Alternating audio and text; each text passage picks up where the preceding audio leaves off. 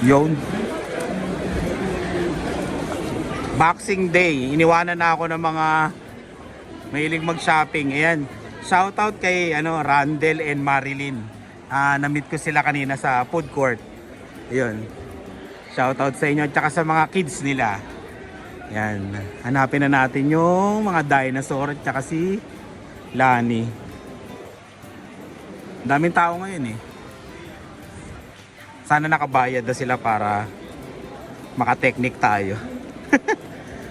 H&M. Doon tayo sa H&M.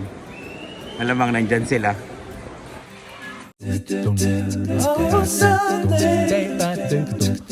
Oh, Tuesday. Oh, Wednesday.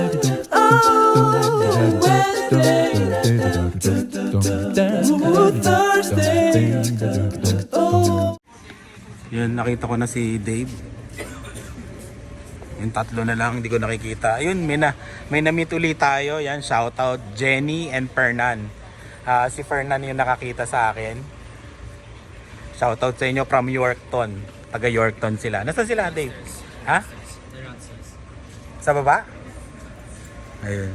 Shoutout ulit Jenny and Fernan. Yun. Nakakwentuhan ko sila mga 10 minutes. Nakakatuwa. Yan. From Yorkton.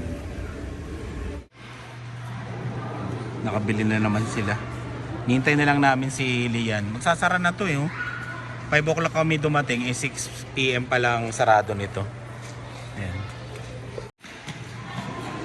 Si Dylan. Sasara na. Hindi kami masyado nakabili ni Lani ng gift namin sa sarili namin. Kasi ayun, may nag-grocery kami. Kukwento ko na lang sa sasakyan o kaya basta pagkatapos itong vlog na to, kukwento ko na lang kung bakit hindi kami masyado nakabili ng gift ni Lani sa isa't isa. Nandun si Lian, naabangan namin. Magsasara na to pero yung mga tao no, parang hindi man lang kinakabahan no. Nagsasara na. Ayun na, sinaraduhan na si ate mo. Oh. Hinaharang nila Hinaharang nila yung Ayan na, sinaraduhan na si ate mo, Dave. Oh, kasama niyo sila oh. Oh. Tingnan mo. Sinaraduhan na si ate mo. Wala na, ayun na, sinaraduhan na.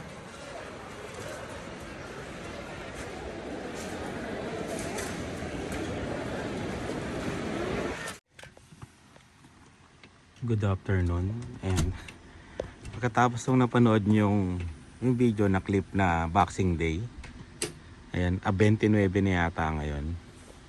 Hindi na tayo nakapag-vlog kasi nagkasakit tayo. Ayan. Sobrang sama ng pakiramdam ko. Pero ngayon medyo okay na. Parang yata, hindi ko alam kung magkakasakit ako. Parang nasabi ko nga yata katulad kay Ina, si Ina rin di ba may sakit. Ako naman walang ubo, parang nangihina lang ako tapos sinisipon. Yun, parang COVID nga yata yun. Pero hindi naman nawala yung panlasa ko. Siguro yung talagang lang, yung pabago-bago ng temperature. Kasi di ba biglang uminit dito nag -1, nag +1. Sabay galing kami ng -30, di ba? -40. Yung pabago-bago, parang bumigay yata yung sa akin. Ayun, kaya yun. Pero medyo ngayon okay na tayo. Pero pumasok pa rin ako ng 2 araw Kinaya ko kasi wala na ako sick leave Tapos malaki mababawas sa sahod. Ayun, may hirap no pag inaasahan mo yung sahod. Pero kung hindi ko talaga kaya yung mga panahon na yon, talagang sisiklibang ko talaga. Pero kaya naman. Medyo kaya naman kasi yun. Kumbaga lang siya wala siya yung sobrang sakit ng ulo. Kaya medyo kaya pa. Hindi katulad, tsaka walang lagnat. Ayun. Sundin na natin sila Kaya hindi ako makapag-yaya dito. Gusto ko sana mag-yaya ng dito sa bahay, mag-inog 2 araw nga. manahimik tayo sa bahay. Pero ngayon okay na. Ay nako. Ayun pala yung nasabi ko dun sa last vlog. Ay last vlog yun, last sinas ano. Na bakit yan? Tiro mo, magsi-seatbelt pa uli ako. Bakit hindi kami nakabili ng regalo ni Lani sa isa't isa? Ayan. Bakit wala kaming regalo? Mamaya na lang uli. Sundin muna natin si Lani. Grabe yung snow, no? Sipin mo pag natunaw yan, lahat. Bundok, no? Parang sa Mount Everest, ha? Dami, no? Sa kabila, oh. Tulog. Inipon sa gitna. Punta kami sa Walmart, bibili kami ng merienda ng mga dinosaur. Siyempre pati kami. At napangako. Ayun, may ano. Yun. Napangakuan namin na ano. Dumi naman ng ano, bintahan. Napangakuan ng McDonald nung isang araw. Ay, kagabi pala. Dito na lang. Maluwag pa doon. Walmart. Noong unang dating ko dito sa Canada. Ano sabi ko? Noong unang dating ko dito sa Canada, ano siya? Nasasabi ko sa kanya, Walter Mart. Ano to? Ha? Ano yan? Bakit? Pwede. Pwede naman yun. Wala namang baw. Nagkamali lang. Walter Mart ang bigkas ko dati dito. Okay. Log in. Order na kami.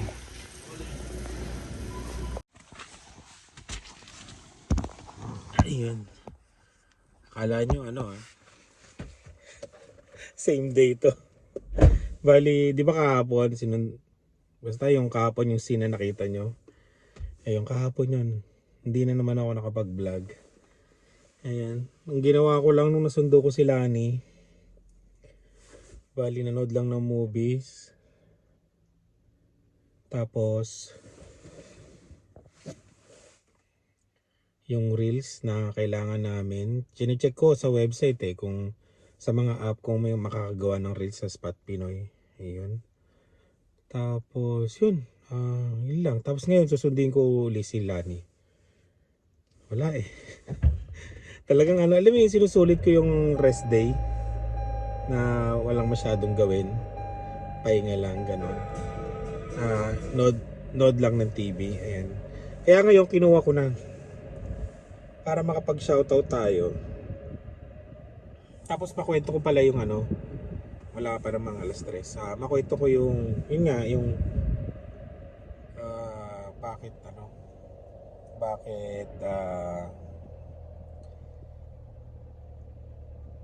hindi kami nakabili ng regalo.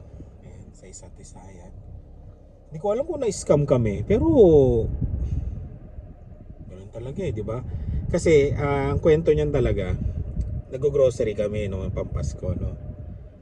Tapos, yun, may lumapit sa amin na ano, na Canadian, puti talaga. Tapos sabi niya, bumili kasi ako ng gamot at wala na akong pera. Kung pwede ba bayaran nyo na lang tong grocery ko. Sabi niya, half lang, half. Marami siyang grocery. Sabi niya kasi, half lang. Nagtingin na kami nila, sabi ko, umuo naman sila, umuo rin naman ako. Sige, bayaran namin. Ayun, nung pumunta na ako sa cashier, kasi ako na lang. Kasi nga may discount ako, di ba? Pagpunta doon, di in-unload niya na yung ano. In-unload niya na. Tapos nung pag-unload niya, pwede bang isama ko pa to? Parang doon ako na ano. Parang, sige, isama mo. Pwede ba isama ko ulit tong coffee? Tapos isama ko ulit tong ham. Parang ganun. Kumbaga, hindi ko na lang sasabihin yung presyo, pero malaki yung inaabot ng grocery na binayaran ko. Tapos yun, nung binayaran ko, umalis na ako. Ayun. Hindi ba? Parang hindi ko alam kung scam o wala yun nga nung pagkatapos nga tinanungan nila kung magkano binayaran ko yan. Sinabi ko sa kanya, sabi niya, "Ang laki." Tapos sabi ko rin, oo nga, malaki nga. Kasi nga parang kumbaga sa ano eh, sa ano ba to, sa Lucky 9, alam niyo yung Lucky 9, humirit pa ng humirit eh. Parang ganon. Kaya yun.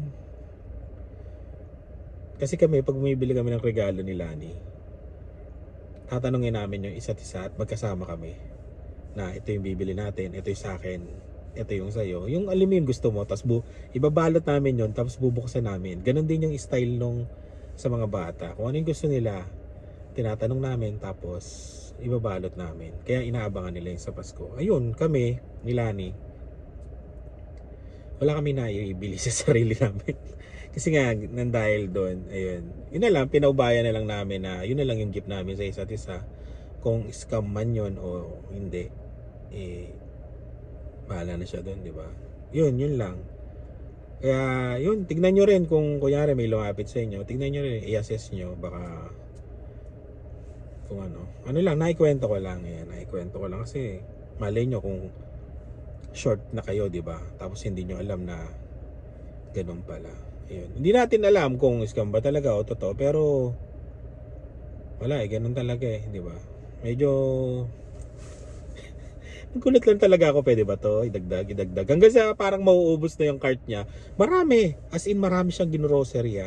Ang akala talaga namin, ako, yan sila, lalo na kung babayaran ko mga lang, 5 piraso. Kasi sabi niya may pera daw siya. Hindi niya alam kung sasapat doon sa ginrocery niya. Ayun.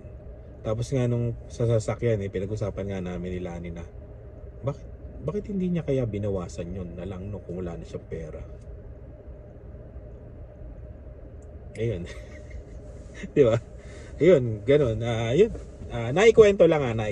Hindi sa nagsisisi kami, pero naikwento lang. Share lang na nangyari bago magpasko. Kaya, yun.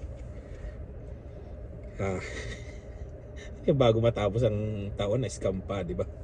Pero hindi naman siguro. Ewan ko, bahala na. Yung ganun. Di ba? Tapos, dinala ko na yung iPad Problema, walang signal dito. So, shoutout ko lang yung mga bumati sa amin. Ayan.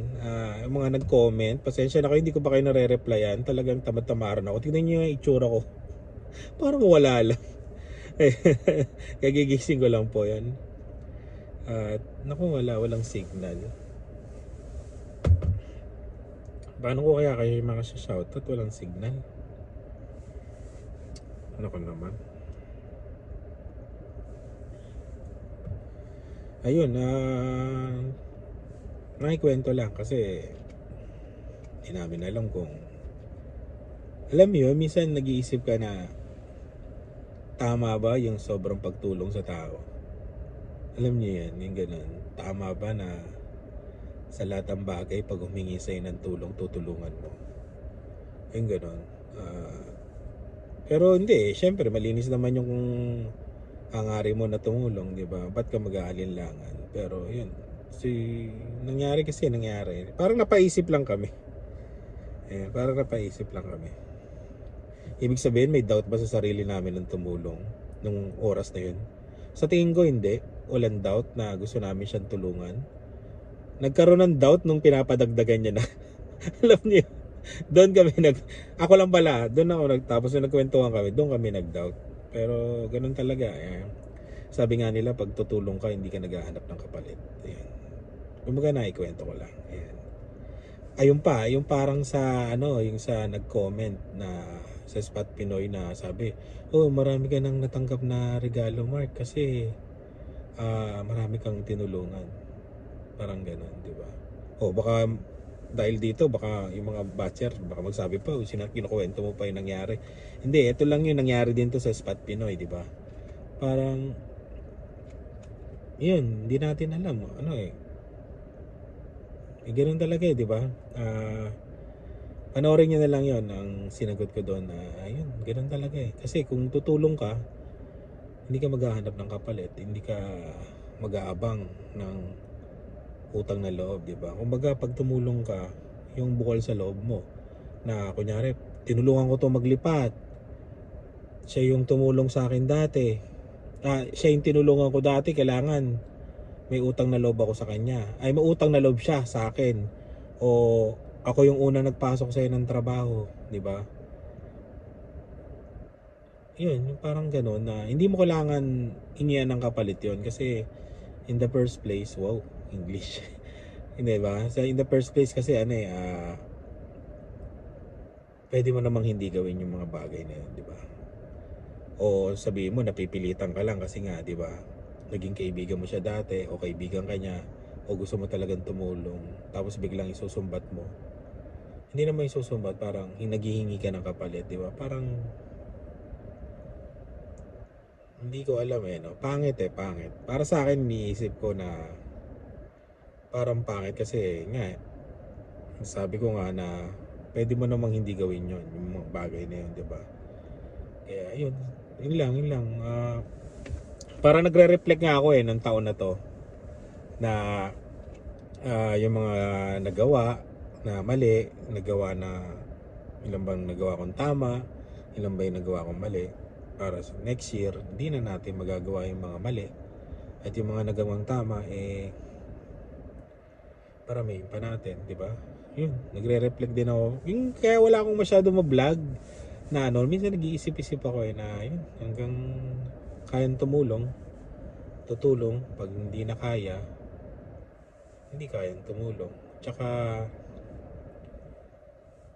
ayun, siguro sabihin ba natin na ano, pipiliin na lang natin yung tutulungan natin? Mamimili na ba? Kung alam mo namang hindi magbibigay ng kapalit yun, parang pangit eh, di ba? Kaya kung may pagkakataon lang tumulong na lang. Ganun na lang siguro uli. At yun, yun lang. Naikwento ko lang kasi yun nga, nangyari kasi yun eh. Parang ano yun? Parang ano siya eh. Alam niyo yung scene na yon, yung nangyari na yun, parang may pinaalala sa akin na tama na ba yung sobra na ba yung ginagawa mo, naapektuhan na ba yung pamilya mo, parang gano'n, di ba? O tama ba yung ginagawa mo na yun, na gano'n, na lahat ng lumapit tutulungan mo, parang parang nag-iisip ka rin na kung ano, siguro minsan marunong ka rin tumanggi, parang gano'n. Pero hindi, pag iniisip ko naman na kailangan mong tumanggi, iniisip mo naman parang kawawa yung tao, di ba? Ang hirap eh, no? Ang hirap. Sa inyo ba, sa sitwasyon na, pasensya na kayo kung nagiging ganito ako magsalita ngayon, pero parang deserve ba ng mga ibang tao na tinulungan mo sila? O deserve ba nila na natulungan nila at nakuha nila yung mga gusto nila? Parang ganon. O mas meron pang deserve na ibang tao na sana yun yung tinulungan ko. Di ba? May mga ganon eh. May mga ganon akong inisip. May mga pumapasok sa isipan ko. Kaya nga parang nagagalit ako sa sarili ko na ibig sabihin ba, Mark, namimili ka ng tinutulungan mo na gusto mong tulungan? Parang ganon, no? Alam ko maraming magbabash dyan sa sinasabi ba't pinag-uusapan. Sinasabi ko itong ganito. Pero ito yung nangyayari. Diba? Siguro naman sa inyo rin nangyayari din yan, no? Yung ganito, diba? Parang yun lang. Ayun, yun lang. Kasi sa tingin ko para sa akin,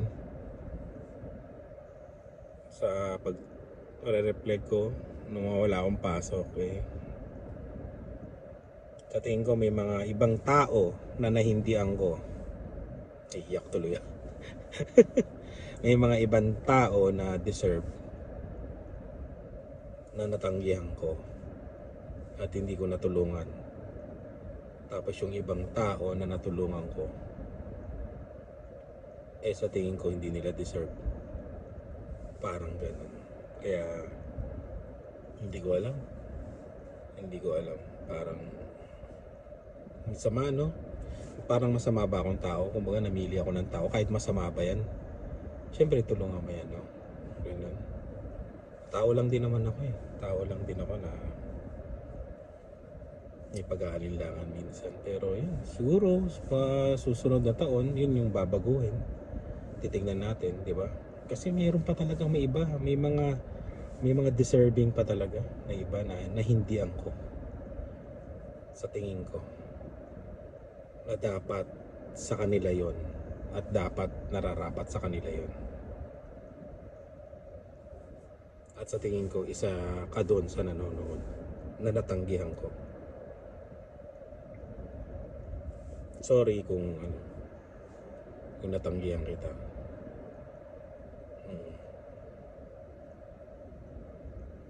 Siguro may plano siguro na iba na para sa iyo. O kaya may plano siguro, kaya yun ang napatulungan ko.